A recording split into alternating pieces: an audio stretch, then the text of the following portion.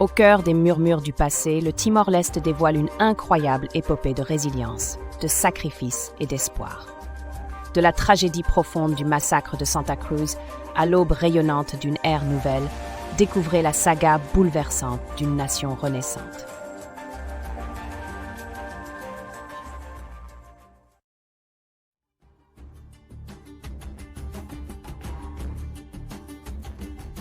Au début du mois de novembre 1991, la lutte pour l'indépendance bouillonnait d'un fervent inlassable au Timor-Leste. Occupée par l'Indonésie, la petite nation oscillait entre espoir et désespoir. À Dili, des murmures de contestation emplissaient l'air, résonnaient dans les rues et les quartiers, alors que les activistes élaboraient les plans d'une manifestation décisive.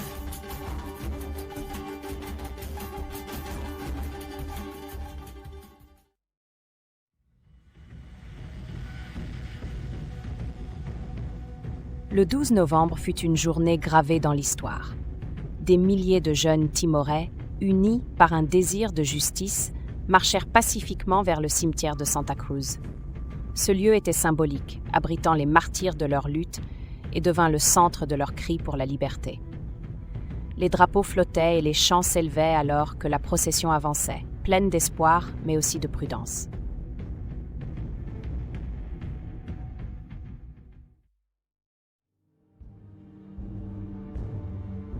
À l'approche du cimetière, la tension monta d'un cran.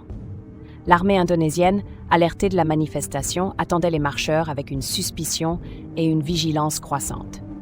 Malgré tout, les Timorais ne fléchirent pas, porteurs de l'esprit de résistance hérité de générations qui avaient osé rêver de libération, quel qu'en soit le prix.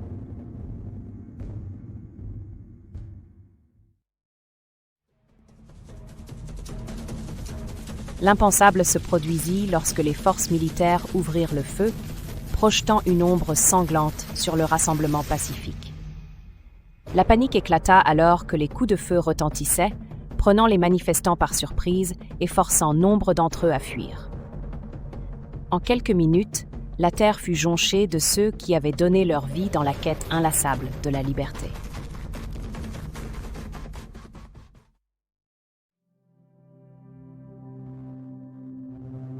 Au lendemain du massacre, entre 200 et 250 Timorais furent tués ou blessés dans ce qui allait devenir le tristement célèbre massacre de Santa Cruz. La réaction rapide de journalistes locaux et internationaux permit de documenter la tragédie, et les images firent rapidement le tour du monde, déclenchant une vague d'indignation et attirant un nouvel éclairage sur la cause timoraise.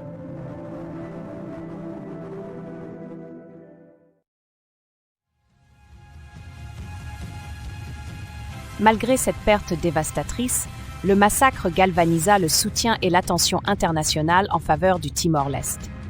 Des militants et des alliés du monde entier manifestèrent leur solidarité, enjoignant leur gouvernement et les instances internationales à agir contre l'occupation indonésienne. Les voix des disparus continuèrent de résonner, éveillant la conscience mondiale.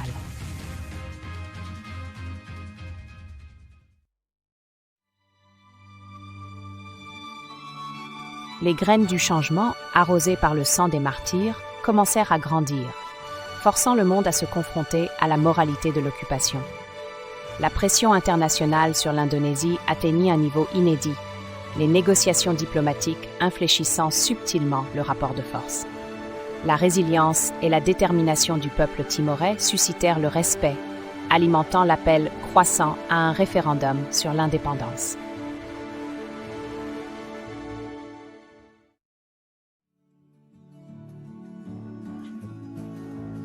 En 1999, après des années d'efforts inlassables des Timorais et de leurs soutiens internationaux, un référendum organisé par les Nations Unies offrit un choix d'indépendance ou d'autonomie au sein de l'Indonésie. Ce moment constitua un tournant, instillant un optimisme prudent, alors que les citoyens du Timor-Leste se préparaient à exprimer enfin leur désir d'indépendance dans les urnes.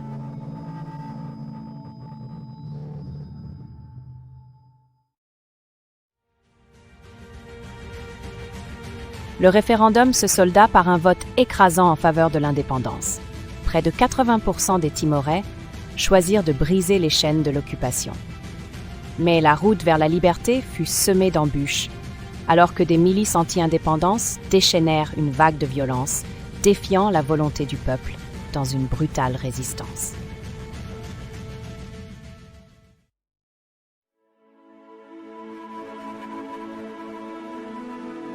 Alors que l'ONU intervint pour rétablir la paix, le peuple du Timor-Leste puisa dans son esprit d'endurance et d'unité pour reconstruire une nation meurtrie. Les casques bleus apportèrent leur soutien, inaugurant une ère de guérison, de réconciliation et de reconstruction fondée sur l'espoir et la résilience des Timorais.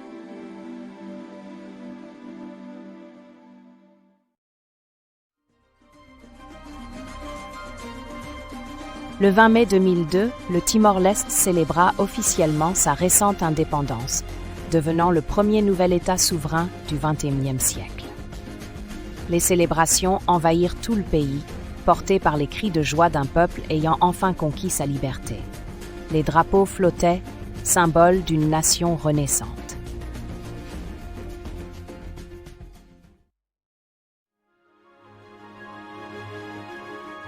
Après l'indépendance, bâtir un Timor-Leste stable et prospère devint le nouveau défi, fondé sur les leçons du passé et les rêves d'avenir.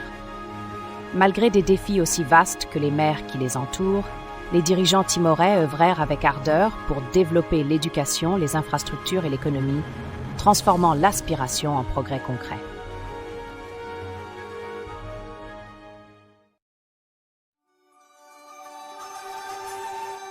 Au fil de cette reconstruction, musées, monuments et sites culturels surgirent comme rappel des épreuves et victoires jalonnant la route vers la souveraineté. Témoins de l'indomptable esprit du pays, ces lieux, empreints d'histoire, perpétuent la mémoire par la transmission orale et l'expression culturelle, immortalisée dans l'art et la chanson.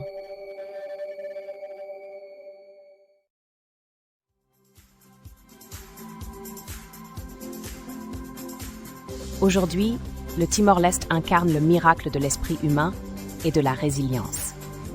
Là où jadis la souffrance régnait, s'épanouit désormais un symbole d'espoir et de détermination.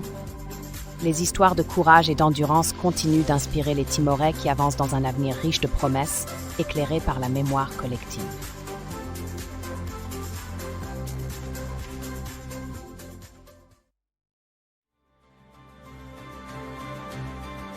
À mesure que le monde évolue, le Timor-Leste continue de raconter fièrement son histoire.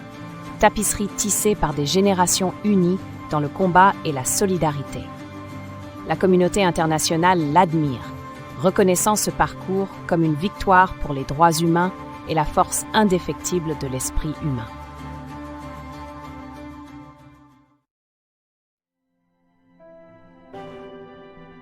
À chaque évocation, le massacre de Santa Cruz demeure un phare de mémoire, rappel du prix du sacrifice consenti pour la liberté.